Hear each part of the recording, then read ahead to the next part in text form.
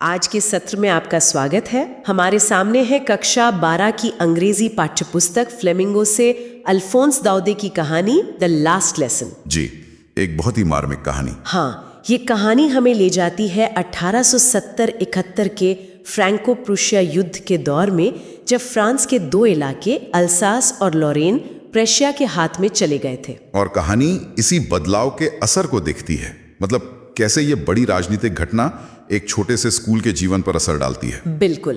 तो आज हम इसी कहानी के मुख्य बिंदुओं, इसके किरदारों के अनुभव और खास तौर पर भाषा के महत्व जैसे विषयों पर थोड़ी गहराई से बात करेंगे। हाँ, चलिए शुरू करते हैं इसका विश्लेषण। कहानी के लेखक हैं अल्फोंस दाऊदे, एक जाने माने फ्रांसीसी लेखक, पर कहानी का असली संदर्भ, जैसा आपने कहा, वो समय है। जी, वो समय ही कहानी की जान है। 1870-71 का युद्ध, फ्रांस की हार और फिर प्रूशिया का एल्सास लॉरेन पर कब्जा, और यहीं से आता है वो आदेश बर्लिन से जो सब कुछ बदल देता है। कहानी हमें एक छोटे लड़के फ्रांस की आंखों से दिखाई गई है। वो सुबह स्कूल के लिए लेट हो गया है। हाँ, और डरा हुआ है। डरा हुआ है कि उसके टीचर एम हैमिल उसे डांटेंगे, खासकर पार्टिसिपल्स पर सवाल पूछने वाले थे वो। और फ्रांस को, जैसा वो खुद कहता है, उसका क ख ग भी नहीं पता था। तो उसका मन करता है कि स्कूल ना जाए, बाहर ही घूम ले। मौसम भी अच्छा है, चिड़ियां चहक रही हैं। और वो प्रशियाई सैनिक ड्रिल कर रहे हैं आरा मशीन के पीछे, ये भी से लुभा रहा है। हाँ, ये सब पार्टिसिपल्स के नियमों से कहीं ज्यादा अच्छा लग रहा है उसे, पर फिर भी वो हिम्मत करके स्कूल की तरफ भागता है। ये एक आम बच्चे की तरह है ना, पढ़ाई से जी चुराना। पर दिलचस्प ये है कि प्रशियाई सैनिकों की ड्रिल भी उसे आकर्षित कर रही है, वो माहौल का हिस्सा बन चुकी है।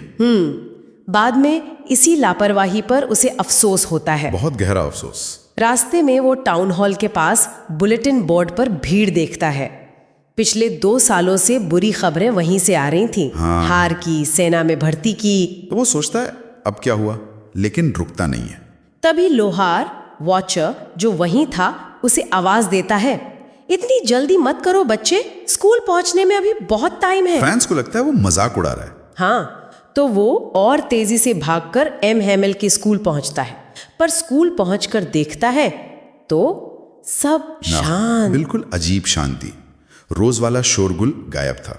न डेस्क खुलने की आवाज, न बच्चों के पाठ दोहराने की, न टीचर के रूलर की, एकदम जैसे इतवार की सुबह। और उसने तो सोचा था कि इसी शोर का फायदा उठाकर चुपके से क्लास में घुस जाएगा। पर आज वो मुमकिन नहीं था। ये शांति कुछ ठीक नहीं लग रही थी। हाँ, एक तरह का अशुभ संकेत, जैसे रोजमर्रा की जिंदगी की लय टूट गई हो। वो खिड़की से देखता है, सब बच्चे अपनी जगह पर हैं। एम हैमिल अपना वो लोहे का रूलर लिए टहल रहे हैं। डरावना रूलर। डरते डरते शर्माते हुए वो दरवाजा खोलता है। पर एम हैमिल उसे डांटते नहीं, रम होना। हाँ, फ्रांस अपनी सीट पर बैठता है। जब डर थोड़ा कम होता है तब वो ध्यान देता है एम हैमिल ने अपने खास कपड़े पहने हैं। वो सुंदर हरा कोट, झालरदार शर्ट और वो काली रेशमी टोपी जिस पे कढ़ाई थी। जी, जो वो सिर्फ इंस्पेक्शन या इनाम बंटने वाले दिन ही पहनते थे। तो फ्रांस हैरान होता है। और पूरा स्कूल भी कुछ अजीब, कुछ ज्यादा ही गंभीर लग रहा था। पर सबसे बड़ी हैरानी उसे होती है पीछे की बेंचों को देखकर, जो हमेशा खाली रहती थी। हाँ, आज वहां गांव के बड़े बूढ़े लोग बैठे थे। बूढ़ा हाउसर, पुराना मेयर, पोस्टमास्टर और भी कई लोग, सब चुपचाप उदास। हाउसर ने तो अपनी पुरानी पोथी प्राइमर भी खोल रखी थी घुटनों पर। जी, तो ये सब एम हैमिल के कपड़े, गांव वालों का आना, ये साफ बता रहा था कि आज का दिन खास है। हाँ, कोई साधारण दिन नहीं। ये एक तरह से विदाई का माहौल था, सम्मान का, दुख का। फ्रांस अभी ये सब सोच ही रहा था कि एम हैमिल अपनी कुर्सी पर बैठते हैं और बहुत गंभीर शांत आवाज में कहते हैं, मेरे बच्चों, यह आखिरी पाठ है जो मैं तुम्हें दूंगा। बर्लिन से आदेश आया है कि एल्सास और लोरेन के स्कूलों में अब सिर्फ जर्मन पढ़ाई जाएगी। नया मास्टर कल आ जाएगा। ये तुम्हारा आखिरी फ्रेंच पाठ है। मैं चाहता हूं कि तुम बहुत ध्यान से सुनो। और ये शब्द फ्रांस के लिए वज्रपात जैसे थे, एक थंडर क्लैप। एकदम उसे फौरन समझ आता है कि टाउन हॉल पर क्या खबर लगी थी, उसका आखिरी फ्रेंच पाठ। ओह, और तभी उसे एकदम से अफसोस होता है, बहुत ज्यादा। हाँ, कि उसने अपनी पढ़ाई पे ध्यान क्यों नहीं दिया, क्यों वो वक्त बर्बाद करता रहा। उसकी किताबें जो थोड़ी देर पहले बोझ लग रही थीं, वो अचानक पुरानी दोस्त बन गई जिन्हें वो छोड़ना नहीं चाहता। और एम हैमिल उनके जाने का ख्याल आते ही फ्रांस उनका सारा सख्त रवैया, उनका रूलर सब भूल जाता है। ये एक बहुत मानवीय पल है। चीजों की कीमत अक्सर तभी पता चलती है जब वो हाथ से निकलने लगती हैं। भाषा, स्कूल, टीचर, सब रोज की चीजें थी। हाँ, पर अब अनमोल हो गई। बिल्कुल। फ्रांस का ये पछतावा, ओ हाउ सॉरी आई वॉज, बहुत स्वाभाविक है। अब फ्रांस को ये भी समझ आता है कि एम हैमिल ने खास कपड़े क्यों पहने थे और गांव वाले क्यों आए थे। वे सब एम हैमिल की 40 साल की सेवा को धन्यवाद देने आए थे। हाँ, और उस देश, उस भाषा को सम्मान देने आए थे जो अब शायद उनकी नहीं रहेगी।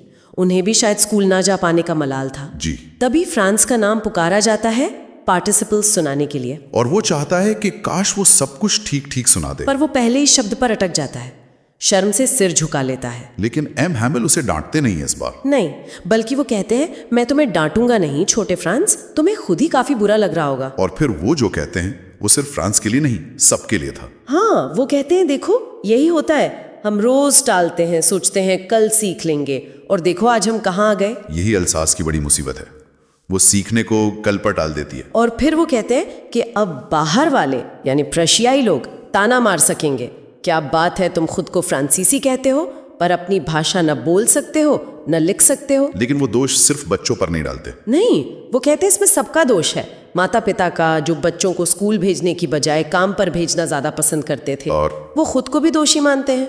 ये बहुत बड़ी बात है। हाँ, वो कहते हैं क्या मैंने तुम्हें अक्सर अपने बगीचे में पानी डालने नहीं भेजा, या जब मुझे मछली पकड़ने जाना होता था तो तुम्हें छुट्टी नहीं दे दी। ये आत्म आलोचना, रिप्रोच आवरसेल्व्स, कहानी को और गहरा बना देती है। वो स्वीकार कर रहे हैं कि इस नुकसान में उनकी भी हिस्सेदारी है।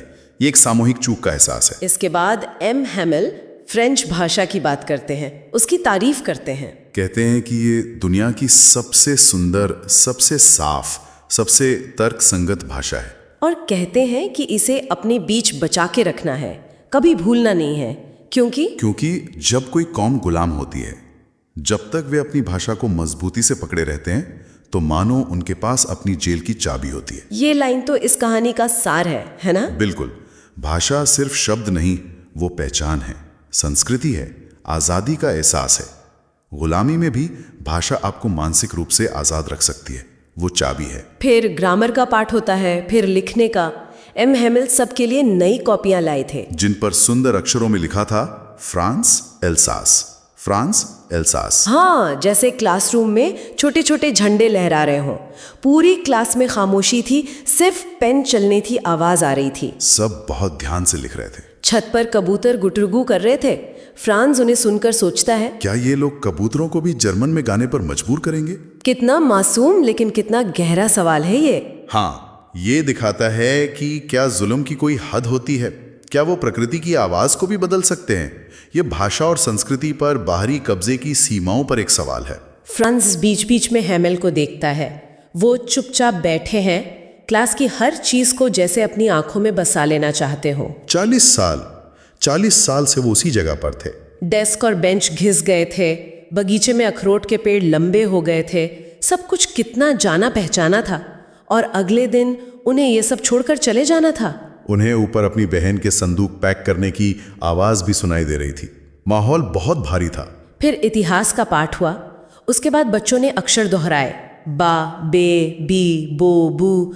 पीछे बूढ़ा हाउसर भी उनके साथ दोहरा रहा था, पर वो रो रहा था, उसकी आवाज कांप रही थी। फ्रांस लिखता है कि यह दृश्य ऐसा था कि हंसी भी आए और रोना भी। हाँ, वो कहता है उसे वो आखिरी पाठ कितनी अच्छी तरह याद रह गया, शायद जिंदगी भर याद रहा होगा। तभी चर्च की घड़ी ने 12 बजाए, प्रार्थना की घंटी बजी, और उसी पल बाहर से प्रशियाई सैनिकों के बिगुल बजने की आवाज आई। वो ड्रिल से लौट रहे थे। एम हैमिल अपनी कुर्सी से खड़े हुए, उनका चेहरा पीला पड़ गया था। फ्रांस को लगा वो अचानक बहुत लंबे हो गए हैं। वो कुछ कहना चाहते थे, मेरे दोस्तों, मैं लेकिन गला रुंध गया, बोल नहीं पाए, शब्द जैसे खत्म हो गए। वो ब्लैक बोर्ड की तरफ मुड़े, एक चौक उठाया और अपनी पूरी ताकत लगाकर जितना बड़ा लिख सकते थे लिखा, वीव ला फ्रांस, फ्रांस जिंदाबाद। फिर वो वहीं खड़े रहे, सिर दीवार से सटा लिया और बिना कुछ बोले हाथ से इशारा किया। स्कूल खत्म हुआ, तुम जा सकते हो। कितना भावनात्मक अंत है। शब्द नहीं, पर उनका वो लिखना, उनका वो इशारा सब कुछ कह गया। हाँ, हार में भी एक तरह का प्रतिरोध, अपनी पहचान का ऐलान। बिल्कुल, एम हैमिल का मौन उनके शब्दों से ज्यादा शक्तिशाली था।